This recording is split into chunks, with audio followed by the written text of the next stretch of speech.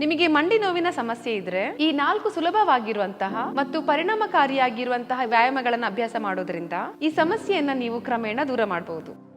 ಮೊದಲನೇ 2 ನಿಮಿಷದಲ್ಲಿ ನಮ್ಮ ಆಂಕಲ್ ಅನ್ನ ಸ್ಟ್ರೆಚ್ ಮಾಡ್ಕೊಳ್ಳೋಣ. ಹೀಗೆ ಸ್ಟ್ರೆಚ್ ಮಾಡುವಾಗ ನಿಮ್ಮ ಮಂಡಿಗಳು ಚೆನ್ನಾಗಿ ಎಂಗೇಜ್ ಆಗುತ್ತೆ.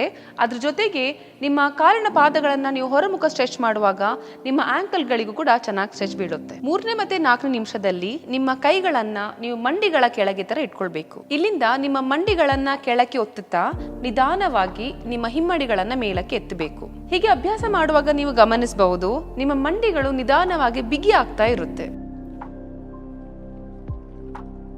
5ನೇ ಮತ್ತೆ 6ನೇ ನಿಮಿಷದಲ್ಲಿ ನಿಧಾನವಾಗಿ ನಿಮ್ಮ ಕೈಗಳ ಆಧಾರದ ಮೇಲೆ ಕಾಲನ್ನ ಈ ತರ ಹಿಂದ್ಗಡೆಯಿಂದ ಹಿಡ್ಕೊಳ್ಬೇಕು. ಇಲ್ಲಿಂದ ಉಸಿರನ್ನ ಒಳಗೆ ತಗೊಳ್ತಾ ಕಾಲನ್ನ ಸ್ಟ್ರೆಚ್ ಮಾಡಿ ಉಸಿರನ್ನ ಹೊರಗೆ ಬಿಡ್ತಾ ಕಾಲನ್ನ ರಿಲ್ಯಾಕ್ಸ್ ಮಾಡಬಹುದು.